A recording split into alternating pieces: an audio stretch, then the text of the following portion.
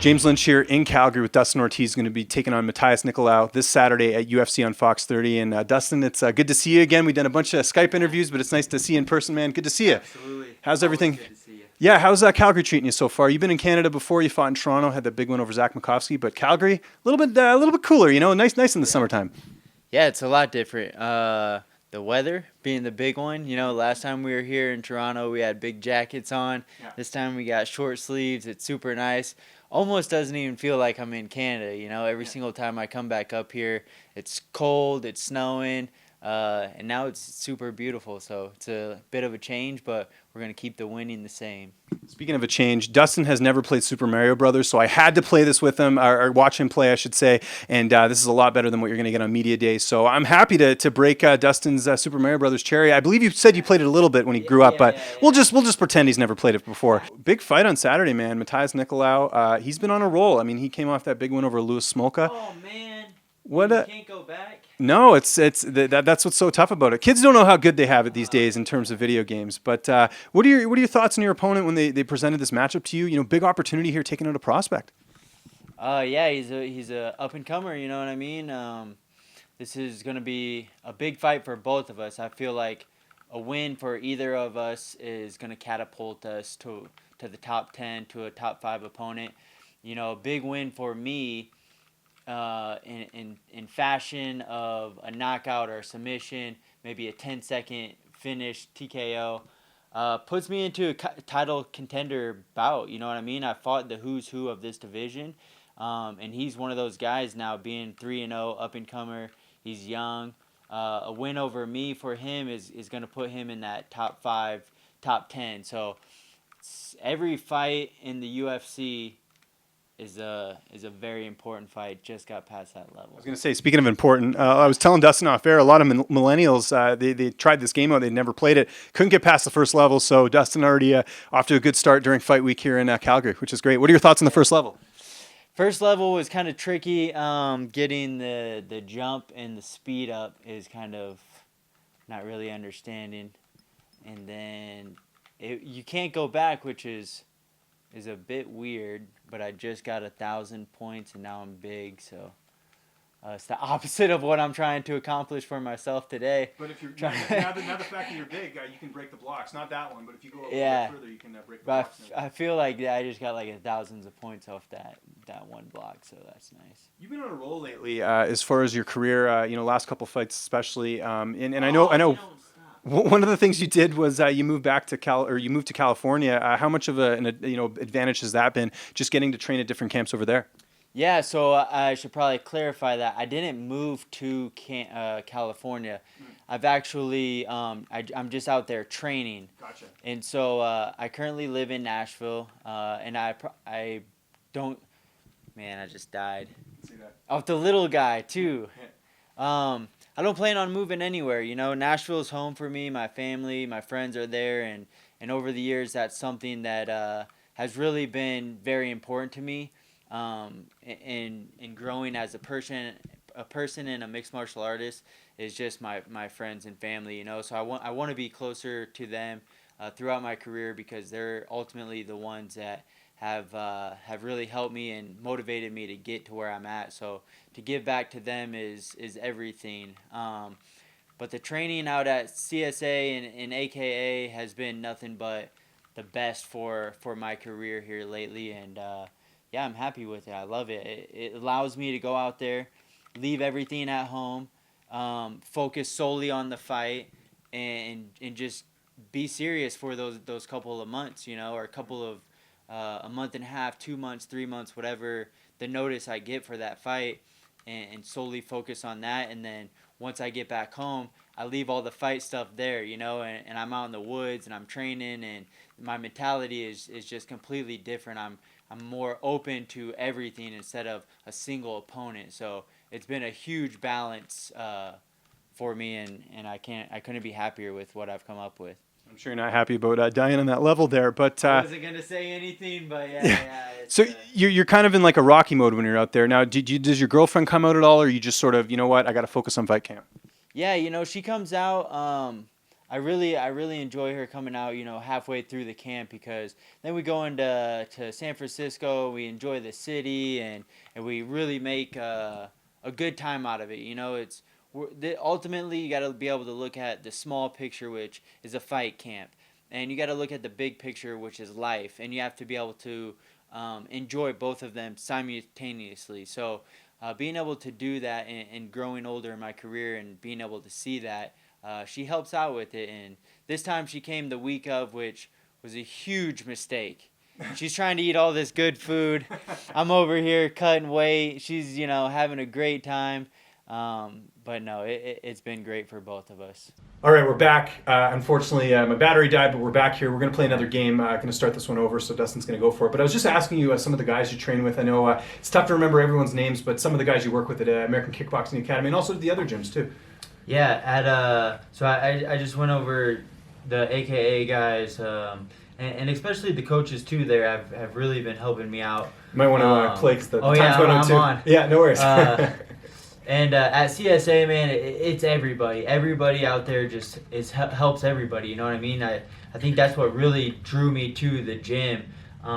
Kieran Fitzgibbons, the coach, is just a one-man army out there controlling a bunch of people, and so the fighters all come together and really help each other out. Diego Lamas and Eddie Absolo, those two guys, man, they have mentally done so much for me since I've been out there, just watching them in and out of the gym, their movement and their style and just their outlook on life is really different than most people. And then of course, you have Adam and Darren, they're here, they're going to be cornering me. Antoine? Adam Antoine. Oh, he's going to be here. Yeah, he's cool. Here. I interviewed Adam before his last fight. Very nice. He's here. He's going to be cornering me. Darren, I can't even. Yeno Yama. Fought in the UFC. I know him, yeah. You gotta know me. Yeah. He's here, and his as well, his MMA outlook and jiu-jitsu and ground game has just helped me leaps and bounds, putting it all together. I really feel like we have similar styles when it comes to our outlook on MMA towards the ground, and so yeah, that's who I've been working with. Those are the main guys that I'm training with on a daily basis and get my mind right. How's the weight cut going? You seem in a good mood. Granted, you're playing Mario Brothers, which is an awesome game, but it's stressing me out, man. Yeah. People play video games to relieve stress, but this is just like stressing me out right Gotta now. watch out for those Goombas or whatever they're called. Yeah, I have no clue, but no, the weight cut is good. I feel like I say this a lot, but I've been doing this since like 6th grade. I remember cutting weight for wrestling, and I've never missed weight. You know what I mean? So I know my body very well, and it's just gotten better and better. And I'm working with George Lockhart on this one, and like I told him, I was like, hey man, it's not the weight cut that I've had an issue with. It's just maintaining and doing everything at the right time. Refueling, rehydrating at the right time with the right resources. You know what I mean? So he's really helping me just dial it in. And I've been posting on my Instagram some of the food that I've been eating, and looks delicious. It's the best that I've had any fight camp, any fight in my entire career. You know what I mean? So just fine tuning. So once I get that opportunity for that championship belt, I'll be ready for it, you know what I mean? Speaking of being ready, you made it to the 3rd level, which is very impressive. But we're going to do a couple of rapid-fire questions here. Totally off the board here. Pro wrestling. We've seen a lot of MMA fighters go into that. Is that something you'd ever considered after your career's done?